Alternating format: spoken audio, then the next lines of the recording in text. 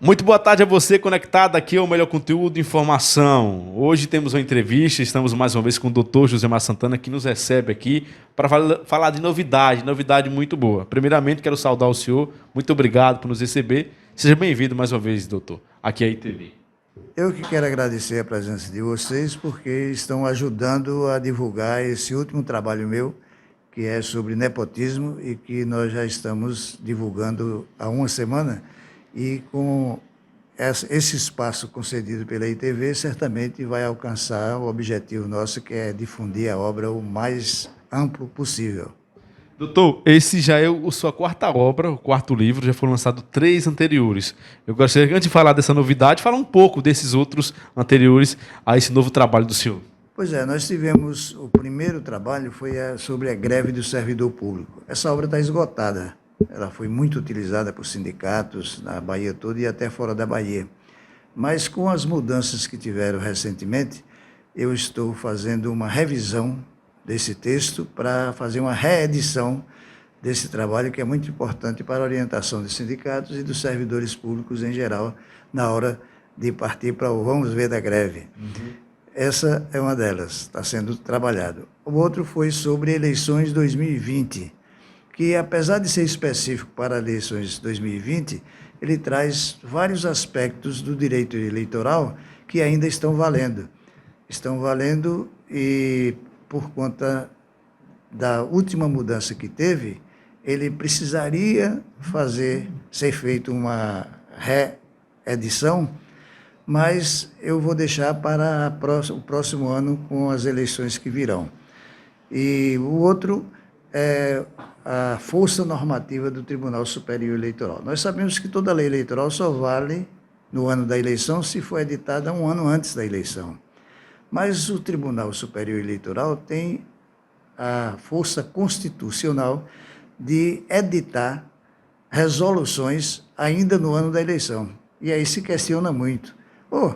Mas não só vale se for uma lei editada, uma norma editada um ano antes da eleição? Por que o tribunal faz isso? Porque pode acontecer o que aconteceu ano passado com a pandemia, que forçou a mudança da eleição de primeiro domingo de outubro para o dia 15 de novembro, entre outras situações que ocorreram e que teve que ser mudadas. Então, aí mostra a força normativa do TSE.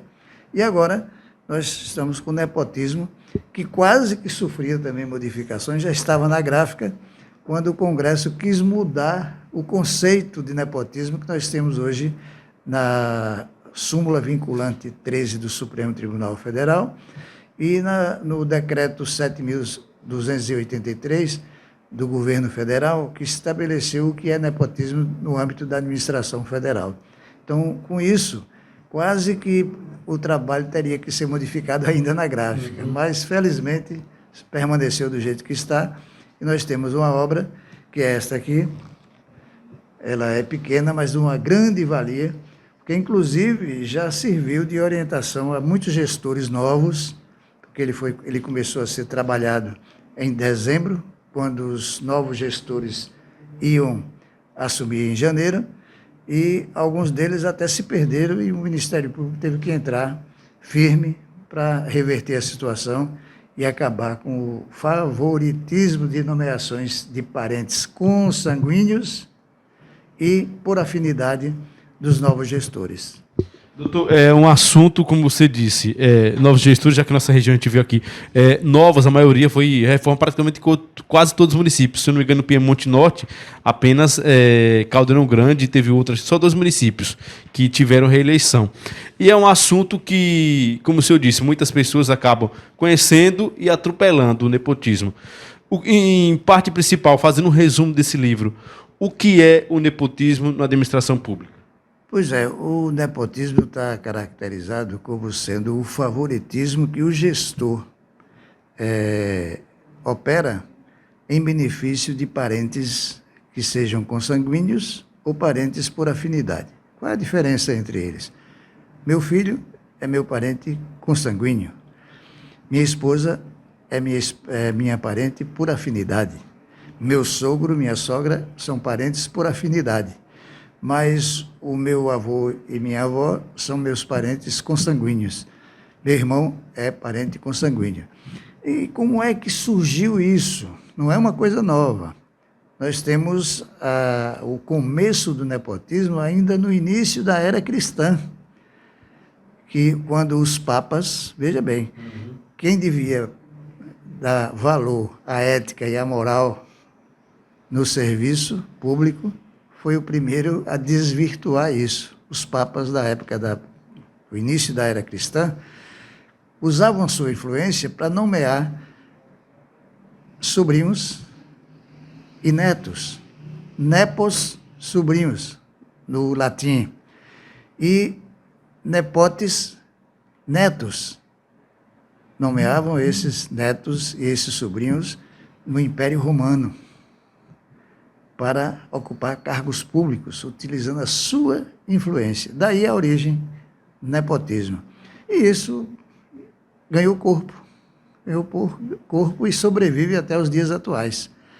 E para isso, houve uma série de tentativas de barrar essa situação que não surtiu efeito, até que veio a súmula 13, que é uma súmula vinculante do Supremo Tribunal Federal, e é chamada vinculante porque vincula todos os poderes, seja da União, dos estados, do Distrito Federal, que é Brasília, e dos municípios.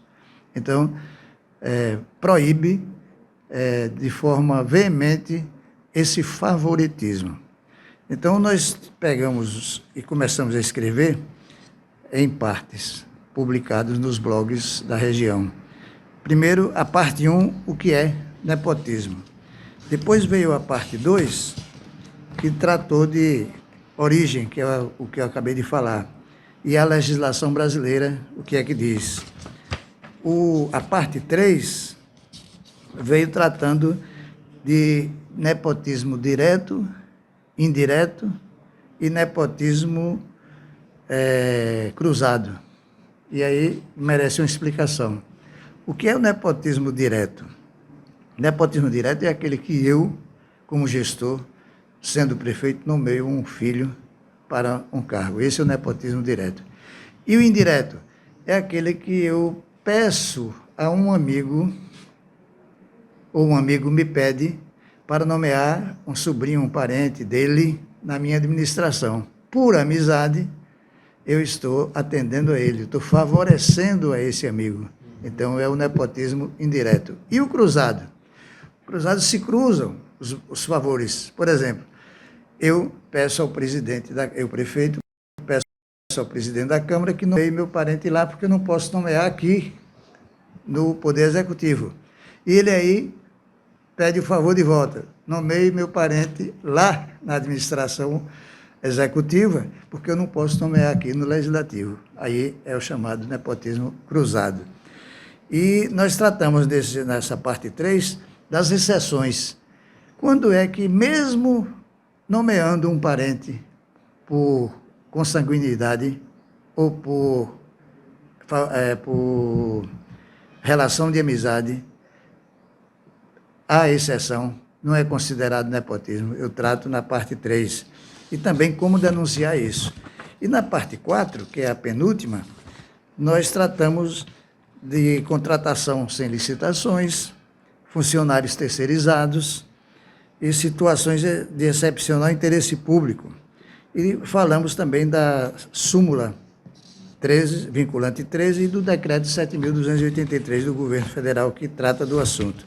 E, por fim, a quinta parte, que é a última, nós falamos da inexistência da influência na contratação de parentes, que a gente vai fazer uma parêntese para explicar, o papel da Controladoria Geral da União e demais órgãos de combate ao nepotismo e os casos que são objeto de apuração específica. Então, ele foi dividido em 5 partes para facilitar a publicação disso em nível de blogs, de sites e tal, que são muitos, graças a Deus.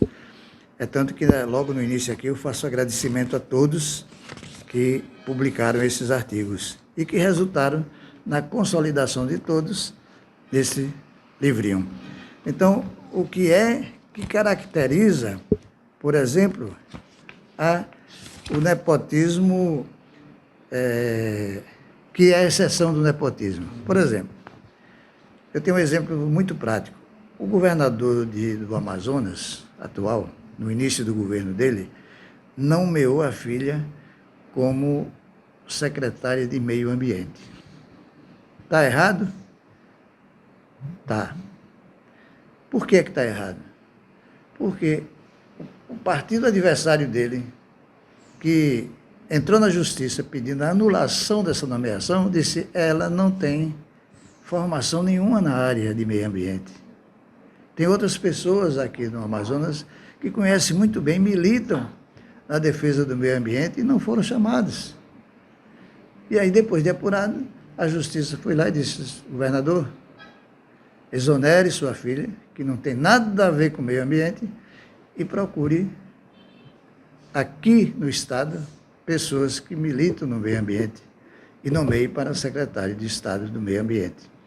Então, para você ver como há exceções. Se ela tivesse aptidão, se ela tivesse militância, pelo menos, ainda que não tivesse uma graduação ou uma pós-graduação na área, mas tivesse pelo menos a militância no meio ambiente, ela seria uma pessoa capacitada. Mesmo assim, o governador do Amazonas deveria procurar se Donato, se Josemar, se João, se Pedro não tinha uma condição melhor e aceitava ser o secretário. Aí sim, só depois que ninguém aceita, eu vou favorecer a minha filha, porque ela, pelo menos, tem a militância nessa área. Então, por isso que há exceções. Muitas vezes, o fato de ser parente consanguíneo ou por afinidade não é obstáculo para a nomeação, desde que tenha competência para tal. Agora, o que não pode é pelo simples favoritismo, não, eu quero porque é meu irmão, é meu primo, é meu filho, é minha esposa, é meu sogro, sei lá, qualquer um parente próximo, até o 3º grau. Depois do 4º grau não é considerado. Doutor, a gente vê aí que a lei brasileira ela tem bem elaborada essa questão do nepotismo. O senhor, como bem conhecido da lei brasileira e outras leis também, o senhor diria que a lei do Brasil em relação ao nepotismo é uma lei exemplar ou ainda deixa a desejar em alguns quesitos? Eu acho que é uma lei exemplar, porque veja só, olha como a súmula 13 foi redigida. Ela diz assim: a nomeação do cônjuge, ou seja, do esposo ou da esposa, companheiro ou parente em linha reta, colateral ou por afinidade até o 3º grau, inclusive da autoridade nomeante ou de servidor da mesma pessoa jurídica investido em cargo de direção, chefia ou assessoramento, para o exercício de cargo em comissão ou de confiança, ou ainda de função gratificada na administração pública direta e indireta em qualquer dos poderes da União, dos Estados, do Distrito Federal e dos municípios, compreendido o ajuste mediante designações recíprocas, viola a Constituição Federal. Então, esse é o texto, ele é completo. Mas no direito tem uma palavrinha mágica, que é uma conjunção verbal, chama-se mas, 3 letrinhas, M-A-S, que é, a súmula está dizendo tudo isso. No âmbito federal tem uma lei, tem um decreto que regula a situação, que é o decreto 7.203, de junho de 2010. Então, olha, aqui não pode ter nomeação assim, que é nepotismo. Mas, veja bem, segundo o entendimento dos tribunais, se o parente está sendo nomeado por afinidade ou consanguinidade, está sendo nomeado porque tem conhecimento da área, tem conhecimento técnico, desaparece o favoritismo por simples existência do parentesco. Ou seja, o mérito aí prevalece, porque a pessoa tem capacidade para exercer aquelas funções. Olha a palavrinha mais mágica, resolvendo a situação. Mas não é só isso. É também outra situação. Além da capacidade técnica que a pessoa deve ter, os tribunais interpretam que é preciso que seja uma quantidade razoável e não irrazoável. Então, vamos supor numa prefeitura que tenha 10 secretarias, o que é considerado razoável em termos de nomeação? Os tribunais não especificaram assim textualmente, mas dá a entender que é no máximo 30% desses cargos, ou seja, dos 10 cargos de secretarias, 3 podem ser utilizadas para nomeação de parentes. E qual é a condição? Desde que eles sejam tecnicamente capacitados para exercer aqueles cargos. Doutor, a gente falou do livro e o pessoal está vendo e com certeza vai perguntar. Foi lançado, já pode ser comprado, onde pode ser comprado, o pessoal pode obter esse artigo muito importante e assim os outros também, que lembrando que você falou que o primeiro esgotou, mas o pessoal que se interessou em acompanhar e ver esses trabalhos, como deve proceder. Essa edição foram 1.000 exemplares. Eles já estão se acabando, só tenho 3 exemplares aqui. Você e seu colega vão receber cada um, eu vou ficar só com um, mas eu já encomendei mais 1.000 na gráfica.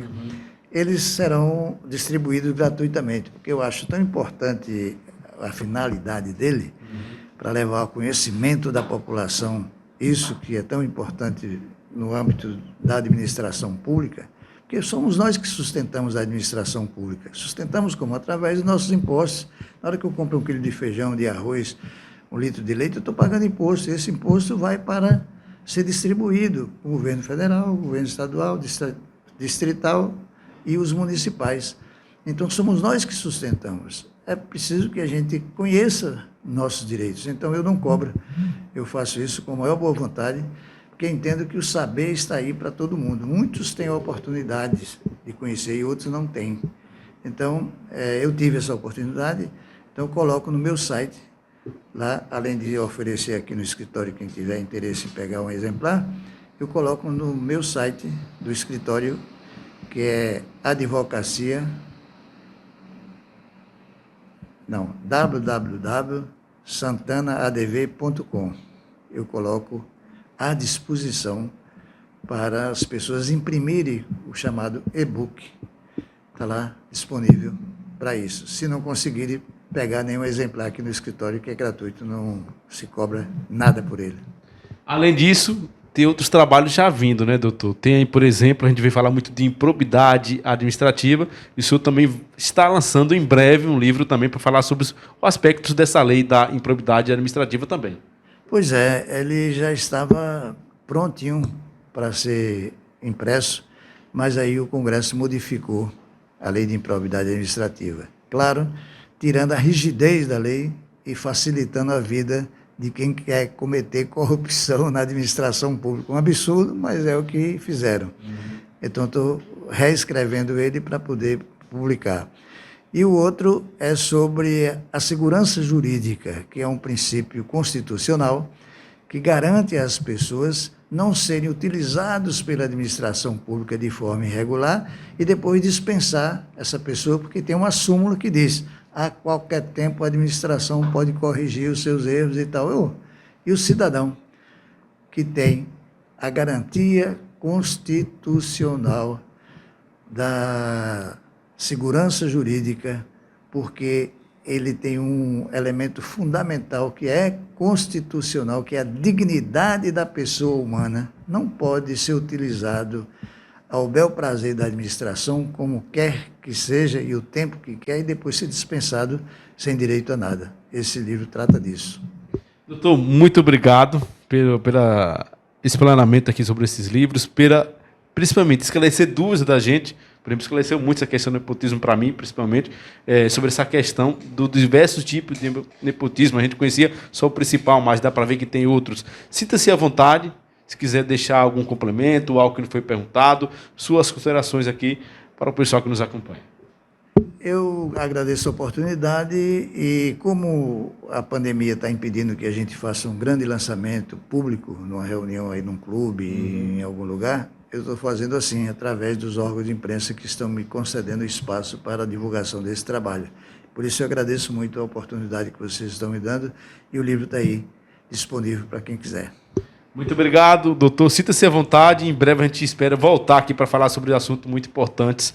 E lembrando, você que quer acompanhar conteúdos como essas, entrevistas esclarecedoras como foi essa, com o doutor Josemar, com um livro muito especial, fica ligado no nosso conteúdo, no nosso site e também no nosso programa.